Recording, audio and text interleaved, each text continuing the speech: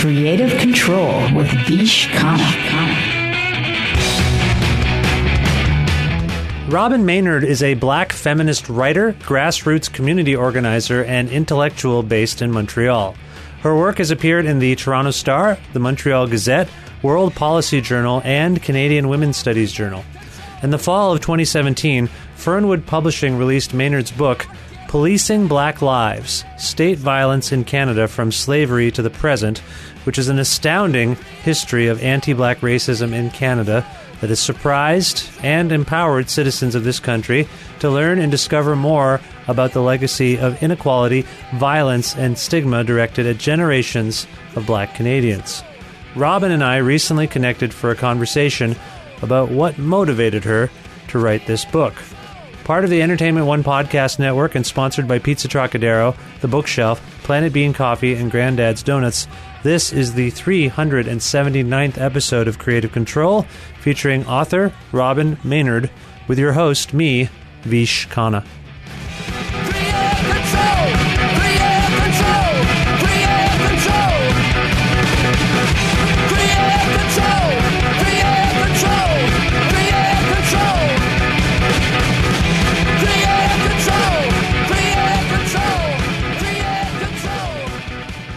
Hi, Robyn. How are you? I'm well, and how are you doing? I'm not bad. I usually begin these chats by asking people where in the world they are, and I begin this chat similarly. Where are you today? So I'm in Montreal, and I'm just about to go to New Brunswick to do a Black History Month there, and from there I'll be headed to Toronto. So. Oh, nice. So you're busy. You're traveling. Yeah, I'm doing a little bit of a book tour part 2 this winter, so I'm doing a lot of events really pretty steadily up until April. Well, good for you. I mean, I'm not the first to do this, but I want to commend you for this book, Policing Black Lives. It's been very impactful on me, and I know that the feeling is sort of widespread. So for what it's worth, thank you, and congratulations on the success of your book. Thanks a lot, and thanks for reading it. Yeah, it really means a lot. I'd like to spread that thanks to all the really sort of brilliant and really visible Black activism in the last few years that sort of forced this issue into the forefront, and I really think gotten us to a place where we're actually able to see a book like this, making it to a wider audience. So yeah, thank you for that, and thank you to all the folks that made this possible too. You're welcome, and I want to speak to that point you just raised because this book does seem particularly relevant right now. I'm curious what inspired you to take on this book as a project. What was it that motivated you to write this book? Sure. I mean, I've always been, first and foremost, I think I have a background in activism since I was a teenager. I've been involved, doing work in the community sector, doing a lot of frontline work, with youth that are often being criminalized, with often Black women, with Indigenous women. So I feel like really just a lot of my life experience and my work experience and my professional experience has really been in supporting people as they're coming up against institutions that, as we know, for Black people can be really sources of harm in their lives, whether that's, negative experiences with the police, negative experiences with social workers, dealing with being incarcerated, with what happens when you lose your home after you go to prison or jail.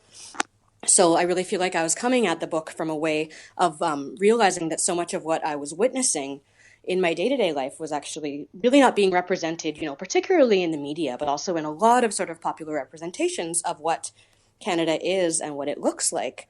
So I think I really come from, a tradition of activist scholarship, of really trying to use my writing to bring attention to issues that I feel like were sometimes being underaddressed in broader society.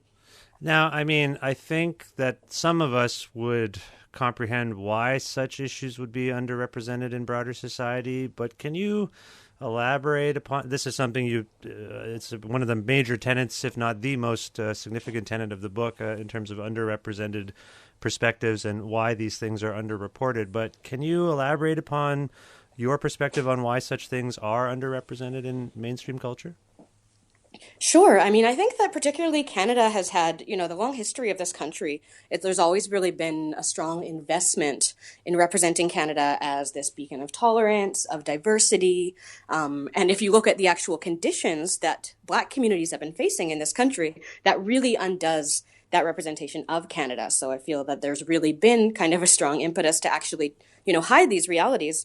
And that's something, that is actually represented as well, even if you look at the collection of data, right? So we have very little publicly accessible collection and release of data on the conditions of Black communities. Like if you look to the fact that, for example, most cities don't actually have to report and collect and publicly distribute, race-based data surrounding police stops.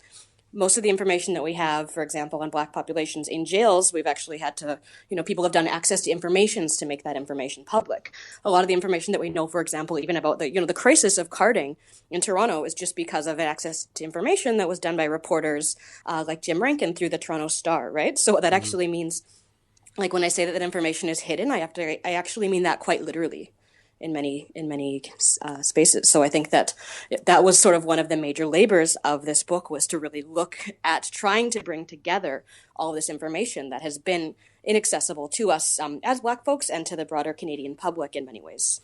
Yeah, but, I mean, one of the things that astounds me about your book is, on the one hand, I've learned a tremendous amount about Canadian history from this book, and it's a very well cited book. I mean, every chapter you are citing some other work often, and some other academic or activist who has compiled some of this information. Is that scholarship, if you will? Is that occurring on the margins? Is that something that's starting to enter institutions? Can you comment on that? Well, I think that I'm really glad that you asked that question. I'm glad that you pointed that out, because I think that one of the things that's important to remember is that, even though I mentioned, of course, that there's sort of been a lack of data in some ways, there's also been more than enough information, I would say, to paint a really damning portrait of the conditions faced by Black Canadians. So you have so much brilliant scholarship, particularly by Black folks in Canada, that have really been bringing these issues to light. Like I'm holding right now in my hands a book by Dion Brand. That's a history. It's just this oral history called No Burden to Carry, narrative of Black working women in Ontario in the 1920s to 1950s. And she's done such beautiful work just actually recovering the stories of these Black women that were undergoing, extreme kinds of racial oppression, segregation, describing, for example, not being able to actually live in the towns where they work because of informal sundown laws. So I think that she's only just one of a really broad array of Black scholars that have done an incredible job of actually bringing these issues out and bringing these stories out. And I think that the broader issue is that even though you have this sort of really great wealth of knowledge that's been produced by Black Canadian writers, it really has been marginalized. It hasn't necessarily made it onto curriculums. The things that people have unearthed has not necessarily made it, whether that's into the public school curriculum and even often at the university level, right? Mm-hmm. So even though you have slavery scholars, you have legal scholars like Barrington Walker that have really showed incredible kinds of racial discrimination faced by Black communities throughout the 20th century. What we still have is, when we learn about racism, we learn about, Martin Luther King and the civil rights struggle in the United States and the things that Black people have had to face, abroad and internationally, right? But we never have this focus on what has actually happened right here. Yeah, I mean, I attended the University of Guelph as an English student, and many of my electives were Black history courses of some sort or another, and most of them that I took were taught by a professor here, or at the time, named C.J. Munford. And we spent almost every class was about the Middle Passage and how it tended to impact Africans who were brought to America, to the Americas, to Europe. We did not really delve into Canada's role in the slave trade, and I've seen a few people on Twitter talking about the book and being astounded that the slave trade occurred in Canada for 200 years, and myself included. It just never really occurred to me. And is it just the way we were taught? Because it's Canada, we were taught to look at our own country through rose-colored glasses, so to speak, and it's an astounding fact. Were you surprised by facts like these? Were you surprised in the course of doing research on your book about what has actually occurred in this country? Absolutely. I mean, even though I think, coming from the background that I'm coming from, where I've witnessed horrific, just horrific things that Black communities are going through. I mean, I think as most Black folks, in the country are not surprised, even if we are horrified by stories about carding, we know the pain in our communities of deportation, of harsh treatment in schools, of the fear of child welfare. But I think that really there's still, if you look back to the historical conditions of Black communities, as they've evolved, there was still a lot of surprises for me there. I think just in terms of the really sort of acute harshness, like reading stories, for example. I found a story about an enslaved person whose gender wasn't released, who had actually run away. They were trying to, seek fugitivity, trying to seek freedom, and they were actually punished. This is in Truro, Nova Scotia, by actually being dragged to death by a whiplash knotted through their earlobe, right? So this is just those little accounts like that, I think, that are still sort of shocking and piercing, and that you can't really get used to that, even though I was aware, for example, obviously, of the fact that slavery had existed in Canada. I think sometimes the brutality is something that still really has the capacity to shock me. Yes, I mean, it continues to shock. I do think it's important for these anecdotes, these depictions of what actually occurred to come out, but it is disturbing. I mean, are you from Canada originally? I am, yeah. Yeah, so born and raised. And so, in your studies, and you went to what level of academics did you reach, if I may ask? I'm more of an independent scholar. I've done most of my work sort of on the sideline as I've worked in the community sector. So the work that I really did for this book was done outside of the academy, and is something that I just did sort of as an independent project. Right. And so in your experience in academies, in the institutions, were you at points aware that you weren't really being taught your own history or your cultural history as it pertained to the country you lived in? I mean, absolutely. I attended McGill, and one thing I remember very much learning, because so much of my work was actually focused on race, on women, on Black women, that I literally learned, nothing about any of these sort of histories that I ended up really covering in my book. What was interesting was that I feel like I learned so much more in the kind of studies that I have been doing just in my personal time outside of the university, and that is really where I found so much of that information. Mm-hmm. So I think it depends what institution you're attending, but absolutely, I think we really need to understand that a lot of the issues facing Black Canadians, whether that's in the past or the present, are just really criminally underrepresented in universities and university curriculums. I've been asking people this question, the next question, and it's a delicate one because it's something I've experienced myself, and it probably, at least subconsciously, has motivated me to, investigate things from a certain perspective. And maybe the answer is obvious, have you experienced racism to the point where you felt, marginalized, felt that you didn't have a voice in your country, in your city? Have you experienced that? Sure, absolutely. I mean, in one ways, I've been incredibly fortunate. And, some of that is due to things like I have lighter skin, which gives a certain privilege even within the Black community. I didn't grow up extremely poor or anything like that, right? So I've been sort of fortunate to not actually experience some of the really, I think, the most harsh conditions that many Black folks in Canada are facing. Mm-hmm. But I still have experienced, racial profiling at the hands of the police. I've still experienced, that really heightened surveillance that is part of being Black and getting an education and going through schooling in Canada, right? So I think that it's still very much something that has influenced me, and my own life and my own perspective is really experiencing that, that fear, that targeting, that is really just part of, I think, the fundamental Black experience in Canada. Right. So is it fair to say that firsthand experience at least partially motivated you to write this book? Absolutely. That's definitely a part of it. And I mean, so much of it is really just also the people that I've met and worked with over the years. Even as I was, working on the book, I met Majiza Phillip, for example, who I describe her situation in my book, who had her arm broken by the Montreal police a few years ago.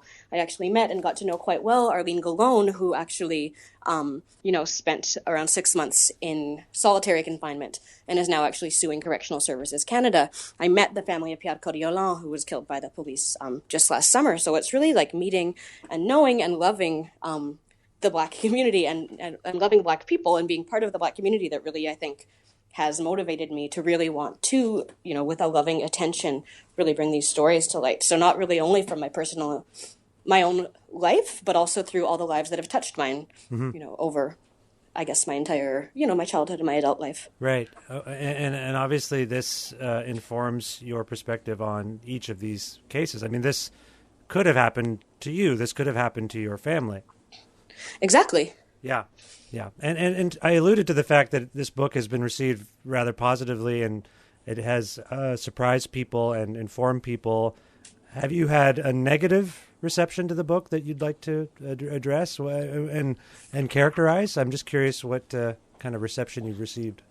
Sure. I mean, for the most part, the reception has been really positive. I've been touring around the country. I've gone to all kinds of cities in southwestern Ontario. I've gone to Halifax. I'm headed out to BC. And I think the reception, particularly within the Black community, has been really warm and grateful and thankful. And it's been, I've actually gotten a lot of positive reviews in the media as well, which has been a surprise and really, really nice and has felt really good. In terms of this reception of the book, I would say that the only negative reception I seem to be getting is through just sort of random hate mail, which is just part of the realities of being a Black activist and being a writer, which is that, you receive emails telling you to go back to Africa, calling you racial slurs, all kinds of things like that is definitely also part of the experience, getting trolled on Twitter sometimes and things like that are definitely unpleasant. But in a broader way, I'd say that the book has really been well received in the places that really matter to me. So, I often think such trolling and such obvious provocative forms of racist rhetoric are rooted in fear of some kind. Is that your analysis as well? I mean, how? I know I'm not asking you to necessarily break down racism, but do you have a perspective on that? Like, why are people racist, Robyn? I don't understand. Well, I can't really get into the psychology of why particular people choose to troll. I don't know that much about that history, or at least that's not something that I can speak to. Yeah. But I mean, I think if you look to why people are racist, that is a question that really I think was one of the questions of my book. It's not like really thinking about actually the origins of the kind of anti-Black racism that we see in Canada. And that was why it was very important for me to actually trace the long legacy of slavery in this country that actually shows, that Black people really since the era of slavery have been treated as pathological, as criminal, as less than human, as threatening, as dangerous, right? So those ideas, many of them have actually been carried forward by many state institutions. We often see them repeated in the media. We do see an erasure of the Black experience in the ways that, what children are learning at schools. So it seems that really the way that racism has been carried forward across centuries has gone unchallenged by most of our public institutions, if not actually perpetuated by those same institutions. So, of course, that would also create a society in which individuals also hold those racist sentiments, right? In a very strong way, right? So, I write about the systemic level in terms of, for example, the way that Black folks are being treated by law enforcement officials, right? But that actually, of course, also goes to the population, right? Like we have people that will also call the cops if they see a Black person walking down the street in the suburbs because they think that they don't belong there, right? So that's not something I get into as much in the book, but I think that, the racism within our society is something that is an absolutely essential part of how anti-Black racism continues in Canada. Now, do you have a perspective on why Canadians generally look at racism, particularly anti-Black racism, as an American phenomenon? Do you have a sense of why we don't acknowledge our history? I mean, I think in recent years, and you make a point of this in your book, like there has been an alignment between movements like Black Lives Matter and the plight of Indigenous people. And in recent years, it seems that there is more scrutiny of Canada's relationship with Indigenous people. I feel like your book is also trying to point out that there's also been this horrible legacy of anti-Black racism in this country. But as I was saying, often Canadians don't see that. Some still don't see our treatment of Indigenous people as an issue. Can you speak to maybe why that is? Is it just, as you say, suppression of information? Is it simply that we have a smugness about us? Like I'm trying to pinpoint that myself, and I think your book is addressing that, but can you elaborate upon that or scrutinize that a little bit? Sure. I mean, something people often ask me this question, and I think that one of the important parts of addressing that is actually thinking about how, I mean, historically, even if you look back to the way that Canadian media worked in the early 20th century, as I was saying, it really is kind of a big part of Canadian identity to point to American racism, and there is this sort of mythos that really seems to be part of the national identity here that says that racism, particularly anti-Black racism, is not something that is Canadian. So I think it really goes to something that people don't want to accept, right? Because it's not as if we don't have, reports about the police killing Black community members, about racial profiling. This information is out there, but people often choose not to synthesize it, or what they do is they actually choose to just dismiss and totally invalidate many of the things that Black communities are bringing forward, right? Like I was just, for example, Googling something about Black Lives Matter, and the first headline that came up under my Google search was "The Bullies of Black Lives Matter," which was a headline by the Globe and Mail, right? So you often have this reversal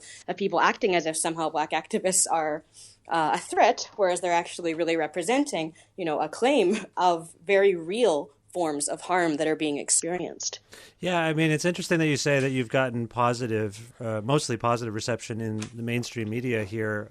Does that surprise you, given the fact that you're scrutinizing the media as much as you are state institutions that, I guess, the media is complicit in this state violence, really, and yet they're responding positively to your book?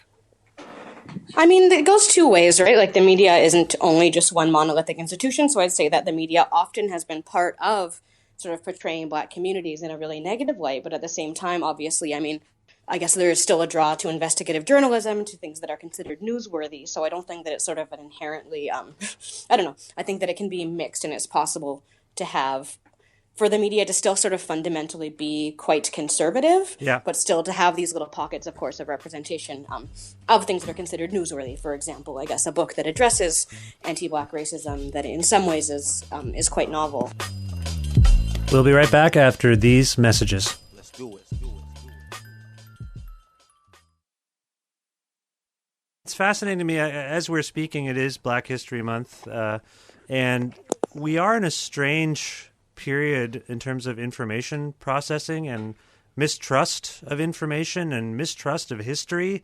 Do you have any perspective on that, this notion that some people would just relegate a book like yours to the past, that this is not relevant today? Have you encountered that? Because we see this a lot in American media when people cite precedents. They're like, well, whatever, that's the past. That's not what's happening now. We have to move past history, which I find troubling. Have you encountered that? I think that what I really try to do is to make that impossible, both within the way that I wrote my book and also the way that I speak about my book when I'm doing these events, because, I mean, the whole point of the book, the subtitle of the book, right, is, the title is Policing Black Lives, but the subtitle is State Violence in Canada from Slavery to the Present. Yeah. So as much as I think it's really important for us, particularly in Canada, to actually look back to the legacy of slavery, of segregation, and things like that, for me it was the reason for doing so was so that we could actually better understand the present, right? And the crisis of the present, right? Which spans across the criminal justice system, the child welfare system, the schooling system, and the immigration system as well. So for me, it was really important that we absolutely can't lose that second part, which is actually, the ongoing dehumanization of Black communities now and today. And the reason for me really invoking that history was to make the present more understandable to us, right? Like, I think that it's a lot easier, for example, to understand the phenomenon of racial profiling if we look to the fact that, there was already a heightened surveillance of Black people moving in public space because people thought, they were suspected of being runaway slaves under slavery, right? Yeah. So it's actually through exploring those histories that we can better understand the way that Black people continue to be seen and treated as criminal, as less than human today. Yeah, but I do think that there's an equal force against that in trying to negate the fact that people are being dehumanized now by erasure of their history, erasure of people's the institutional complicity in that dehumanization. I feel like that's addressed in your book as well, and that's an important facet of your book. Yeah, I think that what that sort of erasure of history really does is allows it to sort of everything to be cast as a surprise. Catherine McKittrick talks. She's a a really, really important Black thinker based in Canada, talks about the idea of Blackness as a surprise here. Yeah. And I think that what that does is that sort of misunderstanding of history allows there to be, a headline after, for example, a Black community member is killed that says, Black activists allege racism, but it doesn't actually go into the history that, of course, we've seen that Black people have been way overrepresented in police killings, and Black community activists have been decrying that for 30 years, right? Yeah. Like, for example, in Montreal, Anthony Griffin was killed by the police 30 years ago, and even since before that, Black communities have been talking about this, but we still have this idea that somehow it's a surprise, and it's really given no historical context or very little historical context. Right. In a lot of the way that we see these issues talked about, it's often seen as if it's somehow just this new issue, or maybe it's kind of like the United States, but you always just have this sort of decontextualization that doesn't actually give the broader patterns. Yeah. Absolutely so. Yeah, I mean, we're also in a period where social media, the internet has really shone a light on these issues, and also, we are all confronted with video of police brutality, of police violence that's documented, but these things don't always seem to result in convictions or actual change within the police force. Do you have any comment on that? Because it does seem like we're hyper aware of what's going on, and it seems like you're less likely to get away with such things, but at the same time, people continue to get away with such things. Yeah, I mean, I think that we can't confuse visibility for justice, right? Because in many ways, like I did a lot of sort of unearthing of the history of, the police killings, for example, in the 1980s that Black communities were responding to. And there was this heightened visibility then, like you even see, the activism of the Black Action Defense Committee, who were a really mobilized Black activist group in Toronto in the 1980s and 90s, actually mobilizing to have an independent oversight body because of these police killings that were going unpunished. But then what you see, of course, that actually led to the creation of the Special Investigations Unit, otherwise known as the SIU. Yeah. But then what you see is that although they actually managed to fight and win for independent oversight, what the state actually did was they ended up making the SIU a force that was, of course, largely made up of ex-police officers who actually failed, to make sort of any real transformative change within the system of oversight.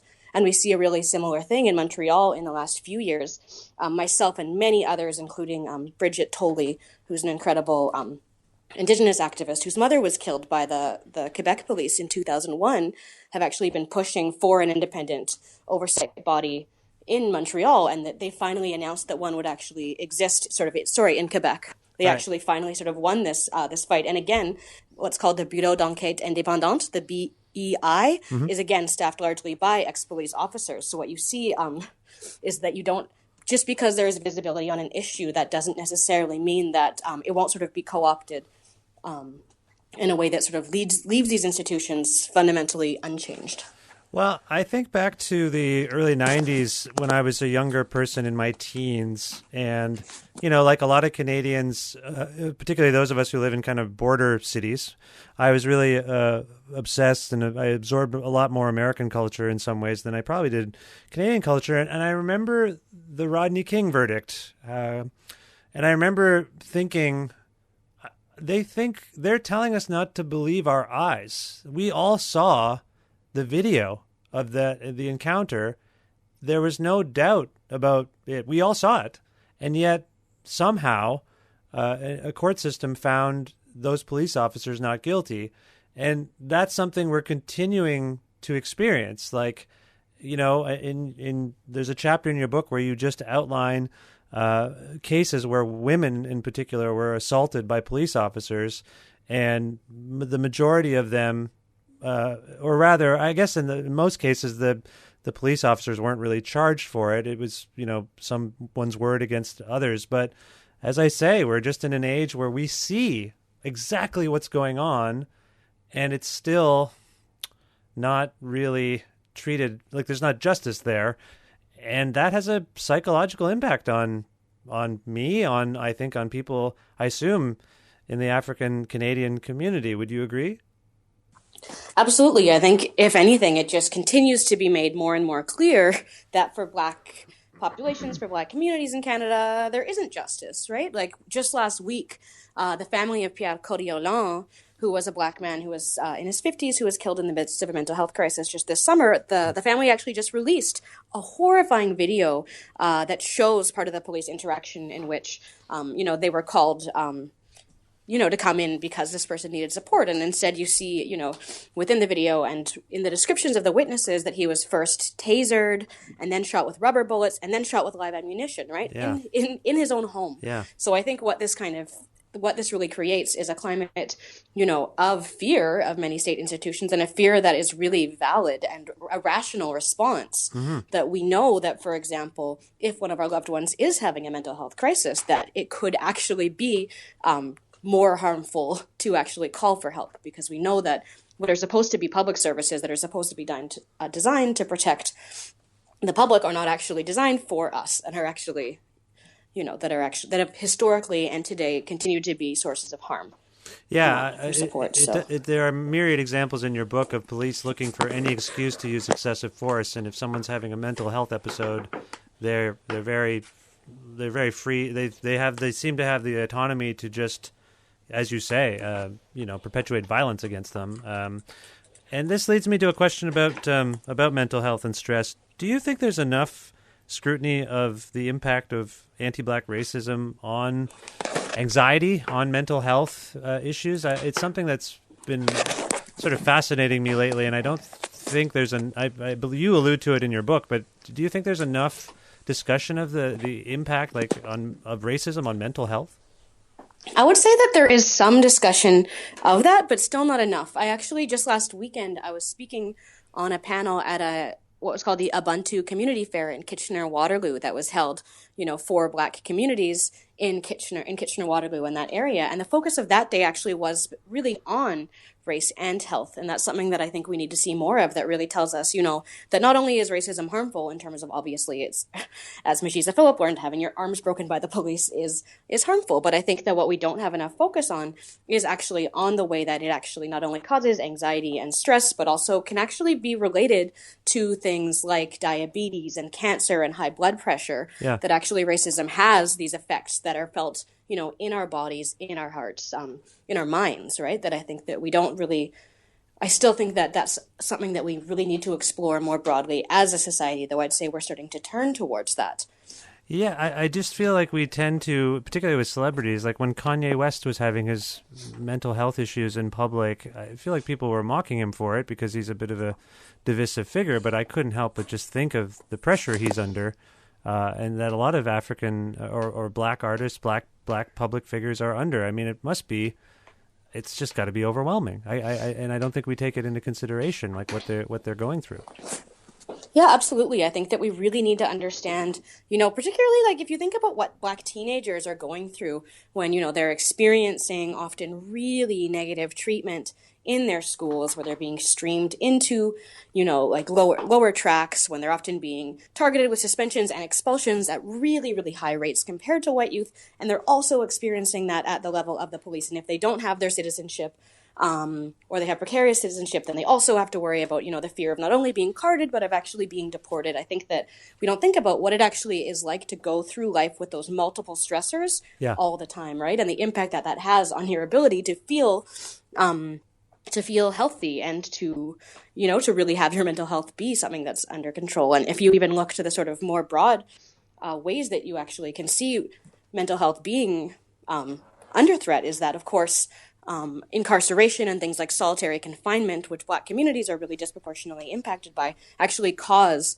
and exacerbate mental health issues. Similarly, immigration detention, and Canada has no cap on immigration detention, right? So we see sometimes cases of Black and other racialized migrants in immigration detention centers for like 10 years at the worst moments, right? And the impacts of that on mental health have been studied and are shown to be really, really harmful, right? So it's just sort of this broad array of and even just living with the fear that could happen to you is something that, of course, is also so scary and is also harmful to mental health and mental well-being, right? Yeah. So. Yeah, well, you analyze various stigmas that are at least partially connected to racism, but there's also, just so people know, you get into the over-sexualization, you get into gender issues. It's quite a remarkable overview and an analysis of the intersectional aspects of this issue, and I hope that people will read this book. Do you have particular hopes and dreams for what this book can accomplish? Do you have a sense of what you hope people take away from it? Because for me, as I've mentioned a few times, and I think others have said it as well, it's been an eye-opening experience reading your book. What do you hope this book accomplishes going forward? Yeah, that's an important question. I mean, I think that one of the things I'm really loving about what the book's been able to do so far is to really sort of spark, in many ways, a national conversation. Because, the book just hit a bestseller list, and also because I'm actually bringing the book to so many cities where often I actually, it's not just me giving a book talk, but most of the time it's also being linked with local Black activists in terms of what they're doing in their communities. So I think, for Black and racialized communities, it's really being used as a way of further addressing, where we are today and also where we're going in terms of activism and mobilization. And I think that hopefully, for broader Canadian society, it is something of a wake-up call that really helps people understand why it's important for them to support movements like Black Lives Matter or local Black mobilizing within wherever they happen to be located, right? I hope that it really can help people understand why there's this growing push for justice for Black communities, and to really actually, instead of dismissing or ignoring, to actually support those claims. Now, you've written, I don't want to mischaracterize your book, so please correct me, but I view this book as an excessively written textbook of sorts. Is that incorrect? In some ways, I would say it's a textbook in that it really does cover, 400 years of histories, 5 state institutions. It was really important for me to spend a lot of time focusing on the realities of Black women, Black cis and trans and gender nonconforming women. I think it was really important to me to try to make it as thorough as I possibly could, right? So I guess, under 300 pages as well. Yeah. So somewhat of an epic undertaking, absolutely. But it was also really important for me to write the book in a way that was accessibly written, right? I wanted it to be something that, could be used, in a graduate course at university if people were so interested. And it has been sort of widely adopted at this point, which is really great. But I also want it to be something that a 16-year-old could read and understand, because it was really important for me. These issues impact all of us, right? So I really wanted people coming from different walks of life to be able to read the text and to find the text accessible. You say it's already been widely embraced. So this book is now entering curriculums across the country? Yeah, it's definitely, people have let me know that they're teaching it sometimes in graduate seminars and undergraduate seminars, in their college courses. I think I'm going to go actually speak with this one college class that actually the youth had read the book in its entirety, and then I'm going to go in and I'm going to speak with all of them about it. People have taken it up in some ways, doing these little book clubs as well. So nice. I would say that, people, it seems to be getting out there. That's amazing. Well, I'm very happy to spread the word about it here as well. What is next for you? I know, this book only came out in October, right?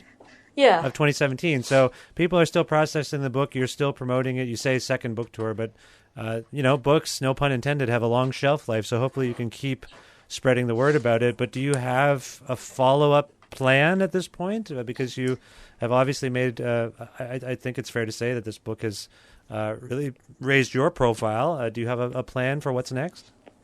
I'm trying to use, you mentioned that profile, and I'm trying to sort of use that, which I have to, for example, I want to get more word out about the Coriolan family that's actually doing a fundraiser because they're trying to sue the Montreal police who are responsible, or the city, because of the Montreal police killing Pierre Coriolan. So I want to make sure to really, continue being an activist and continue being accountable to my community, and to use the sort of larger platform that I have now to uplift the different local organizing that's happening across the country. On a more personal level, I think after this next bout of being, doing sort of a really intensive amount of speaking, I would just like to spend some time with my family. Yes. Spend a few months hanging out with my son, who's 2. And but I think that, the book's not going anywhere, so I'll still be happy to, I think, sort of just do a more slow-paced version if people are still interested in hearing about it as the years go on. And, thinking about maybe what I'll be writing about next as well is something that's on my mind, but I'm not quite there yet. So. Yeah, I didn't expect you to have a full-fledged plan. Did the success of the book take you by surprise at all? Yes, completely. When I was writing the book, I was imagining that maybe 80 people would read it, half of whom would be my friends. Right. So I was really surprised. I think also because of so much of what I was doing was going through all these awesome books by Black Canadian writers that you never, that just because of the erasure, I think, of so much Black scholarship that are really difficult to access, for example, in bookstores and things like that. So that's again why I think I really am crediting the way that the book's being received, not to me, but to this massive intervention in Black activism in the last few years that's really brought this issue into the forefront. That's actually now we're seeing sort of the recovery of so many of these other brilliant Black texts like The Hanging of Angelique, like Ronaldo Walcott's Black Like Who, and I'm so glad that I think it's, it's really not just my book, but we're really seeing a Black resurgence, right? So I think that more broadly is something that is happening for a lot of Black writers right now, and I think it's really important, and it's time, right? So, I gather you see certain aspects of certain movements, you're seeing a little bit of progress at this point. Is that fair to say? You have hope? That's a big question for me. Right. I think that we always have to have hope. I think that, I think about the work that my ancestors were part of in terms of like the abolition of slavery and things like that. So I think we need to remember sometimes when we just continue to be disappointed by the fact that, I'm still fighting the same fight against police violence that literally 30 years ago Black people in Montreal are fighting. It's really easy to get discouraged, but I really try to think of Angela Davis actually is somebody that's helped me really think this through, because she really says we need to think about it in terms of 3 generations, right? And think about the kinds of social justice struggles that we're seeing now and what that could hopefully accomplish for 3 generations from now. So when I think about it in that broader way, that sort of helps me guide myself. But, at the same time, we're in a really frightening time when we're not necessarily seeing the kind of transformations that we need to see in terms of climate change, in terms of racial capitalism, in terms of just the ongoing dehumanization that's going still largely unchecked, right? So I think, there's many ways of thinking about the future. And I try to stay hopeful, but also I try to stay grounded in the very real reality that unless things change in a very major way, we're not going to achieve the kind of justice that we need, at least within my time. So that's sort of what drives me to keep going. I know could elicit a long answer, but I do, because you mentioned this. I think of Trump, I think of the rise of his ilk in America. I've talked to a few people about this who have different perspectives on how racism is more overt under this regime and whether that's healthy or not. And one person, and I've alluded to this a few times on my program because I interviewed Sashir Zameda, the comedian, and she made this point that this is the best thing that could happen because the Band-Aid covering racism is off. And that's the only way for this scar to really heal is for everyone to confront the fact that people think this way. What's your take on that? Because it's very uncomfortable. I have trouble watching television or the news with my children right now, and they don't because they're too young. But you know what I mean? Like it's disconcerting, but is there a healthy offshoot of all this overt racism that so people can actually confront what exists in both America and Canada?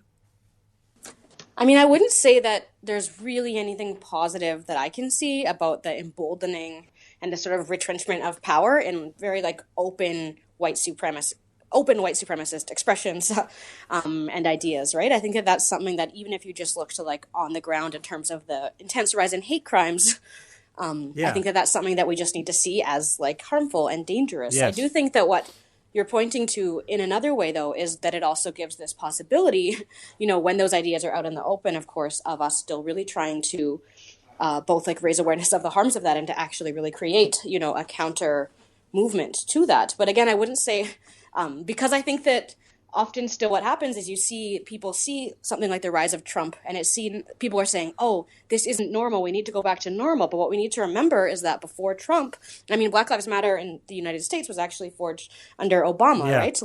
Obama, the amounts of deportations, the kind of police violence that we were seeing just expressed in a different way and sort of hidden under a benevolent face, similarly to the way we see Justin Trudeau in Canada. I Yes, just think we need to exactly. remember that white supremacy is articulated in different ways, right? So I think that while people often are reacting really negatively to the open expressions of racial hatred that you see, you know, with the Trump administration, they're far more comfortable with those same structural kinds of violence that have been, you know, disproportionately harming Black communities and Indigenous communities for centuries, as long as they're not expressed openly. So I think what is sort of the goal of what we need to do in the left more broadly, within Black organizing, within racial social justice movements, is to make both of those things intolerable. Yeah. Right? To make the open expression of racial hatred intolerable, but also actually to make a society based, you know, in really disproportionate streaming in white supremacy,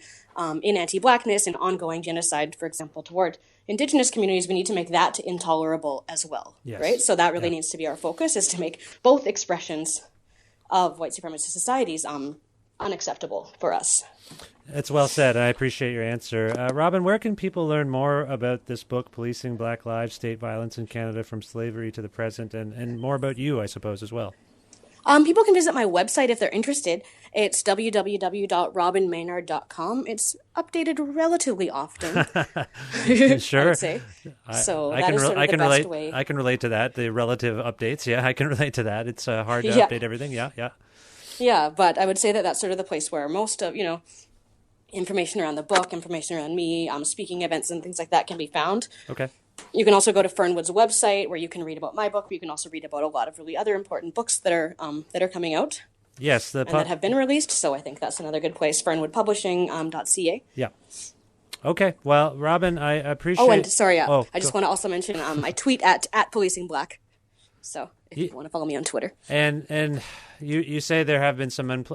I'm getting kind of sick of Twitter just because of the trolling. And again, you put out a book like this, and you alluded to this earlier. It must be trying, but you're hanging in there. You deal with the fools, and you deal with the praise equally, I suppose. Yeah, I just try not to let the sort of hater side of social media get me down. Okay. I respect however people choose to deal with that, including people that decide not to engage with social media. But for now, I've found it something that I still sort of enjoy, the way that I'm able to sort of interact with people well beyond, you know, Montreal, well beyond Canada, right? So I find it still somewhat useful of a tool, and also just really helpful in getting the word out there. So yeah, we've talked about the book's impact in Canada. Is it resonating around the world? We talked about how it's being embraced and added to curriculums. Do you see it having a place in particularly American curriculums who might be interested in it? I don't know about curriculums.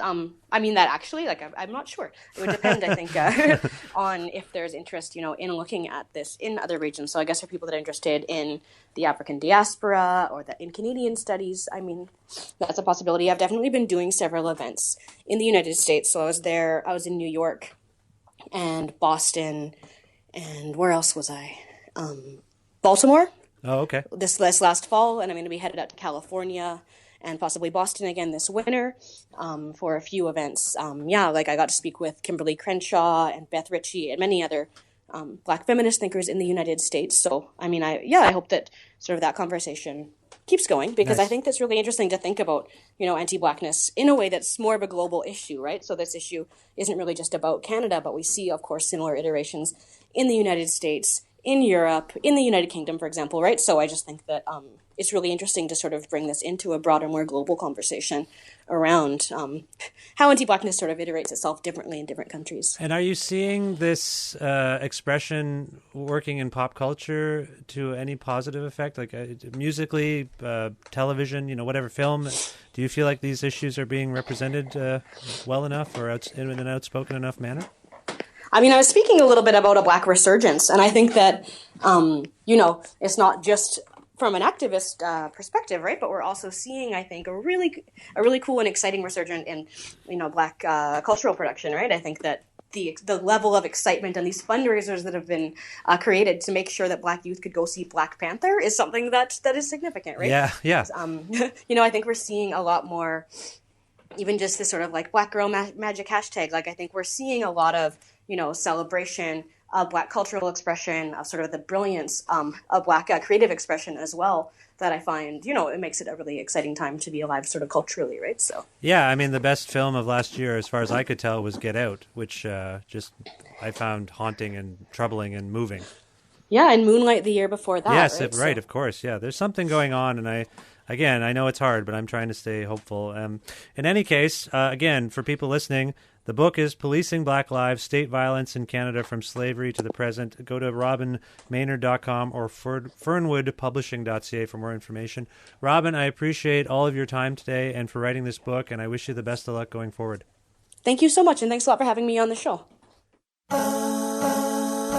Special thanks again to Robyn Maynard for appearing on this, the 379th episode of Creative Control, which is part of the Entertainment One podcast network and is available on virtually every podcast platform there is. Please seek out the show on the platform of your choice and subscribe to the show, download episodes of the show, rate and review the show positively.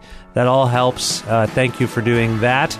If you can't find an episode that you're looking for, or you want to learn more about me or sign up for my regularly scheduled newsletter, please visit my website, vishkhanna.com. That's vishkhanna.com. You can like Creative Control with Vish Khanna on Facebook. Follow us on Twitter at Vish Creative, creative with a K, or follow me at Vish Khanna, Khanna also with a K. You can also listen to a radio show version of Creative Control on Wednesdays at noon Eastern Time around the world at CFRU.ca or on an actual radio at 93.3 FM if you're in or near Guelph. Please also visit patreon.com/Creative Control to make a flexible monthly donation to keep the podcast version of this show going. I'd like to once again thank all my sponsors, Pizza Trocadero, The Bookshelf, Planet Bean Coffee, and Granddad's Donuts, among others. Thank you for your support of the show, and thank you again for listening to the program. And again, I hope you will spread the word about it and let people know. And that's all I have to say for now. Thanks again to Robyn Maynard. Pick up her book, Policing Black Lives. It's remarkable, and I will talk to you very soon. Goodbye for now.